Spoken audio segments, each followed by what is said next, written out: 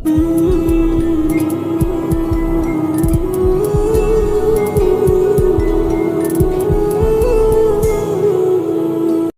بالله من الشيطان الرجيم بسم الله الرحمن الرحيم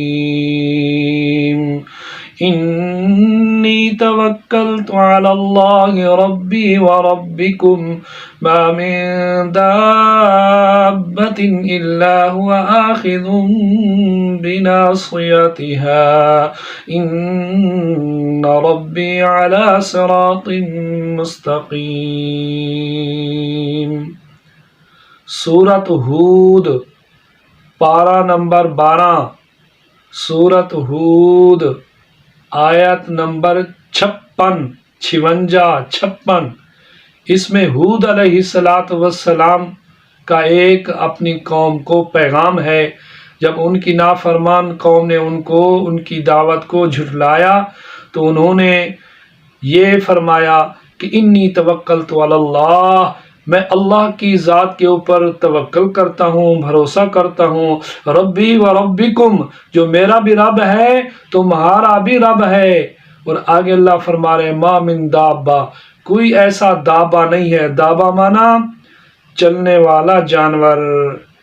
تو شریعت کی اصطلاح میں انسان کو بھی بولنے والا جانور کہا گیا ہے، حیوان ناطق، انسان کی تعریف ہے۔ تو کوئی دنیا میں دابہ چلنے والا زیرو ایسی چیز نہیں ہے مگر اللہ نے اس کی پیشانی کو پکڑے ہوئے ہے، الا هو آخذ بناصیتها، اللہ نے اس کی پیشانی کے اوپر قبضہ جمایا ہوا ہے، کنٹرول ہے اللہ کا۔ لفظی ترجمہ، اللہ نے اس کی پیشانی کو پکڑا ہوا۔ ان ربی علی صراط مستقیم، کہ بے شک میرا رب سیدھے راستے پر ہے۔ تو یہ ہود علیہ السلام کی دعا ہے۔ علماء دین نے لکھا ہے کہ جس کی اولاد نافرمان ہو جائے، نیک لوگوں کی دعاؤں میں یہ دعا ہے کہ ربنا هب لنا من ازواجنا وذریاتنا قرۃ اعین واجعلنا للمتقین اماما، اے اللہ ہمیں بیویاں دے اور ہمیں اولاد دے، ایسی بیویاں، ایسی اولاد جو آنکھوں کی ٹھنڈک ہو۔ جب اولاد فرما بردار ہوگی تو آنکھوں کی ٹھنڈک بنے گی، جب بیوی فرما بردار ہوگی تو آنکھوں کی ٹھنڈک بنے گی۔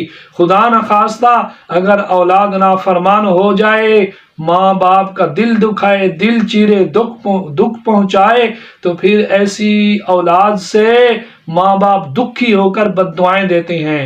تو علماء دین نے لکھا ہے کہ جس کا بچہ یا بچی نافرمان ہو جائیں، کہنا نہ مانے ماں باپ کا، تو اس کی پیشانی کے بال پکڑ کر، اگر قدرت ہے، اگر پکڑ سکتے ہو، یعنی درمیانی عمر ہے یا چھوٹی عمر ہے، اگر ان کی پیشانی کے بال پکڑ سکتے ہیں تو مٹھی میں پکڑ لیں، اگر نہیں پکڑ سکتے، بڑے ہیں، تو ان کا تصور کریں اور اول آخر درود شریف پڑھ کے 11 مرتبہ یہ دعا پڑھیں کہ انی توکلت علی اللہ ربی و ربکم ما من دابۃ الا هو آخذ بناصیتها ان ربی علی صراط مستقیم۔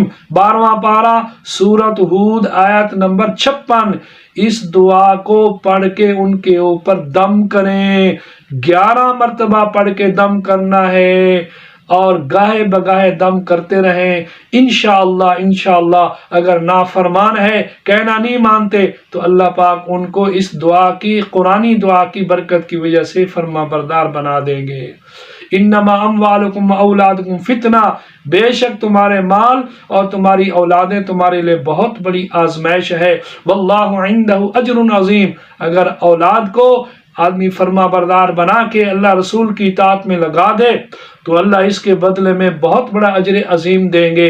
صحیح حدیث پاک میں آتا ہے، امام الانبیاء، فخر الانبیاء، مولا کل، شاہ جمل، ہادی سبل، حضور پر نور صلی اللہ تعالی علیہ وسلم مسجد نبوی کے ممبر پر جلوہ افروز ہیں، خطبہ ارشاد فرما رہے ہیں۔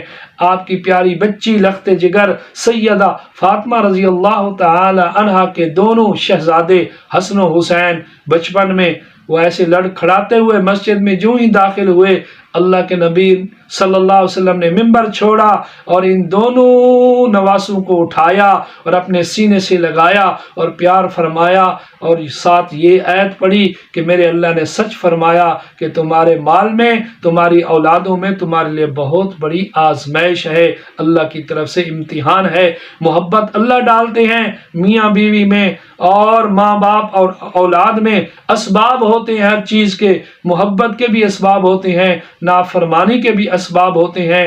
اولاد کو حلال کھلائیں کما کے، انشاءاللہ فرما بردار بنے گی۔ بہرحال جو دکھی ہیں اپنی اولاد سے، تو اس آیت مبارکہ کو 11 مرتبہ پڑھ کے ان کے پیشانی کے بال پکڑ کے دم کریں، انشاءاللہ فرما بردار ہو جائیں گے۔ اللہ پاک ہم سب کی اولادوں کو نیک بنائے، صالح بنائے، فرما بردار بنائے، یقین کی دولت سے نوازے اور عمل پیرا ہونے کی توفیق عطا فرمائے۔ وآخر دعوانا ان الحمد للہ رب العالمین۔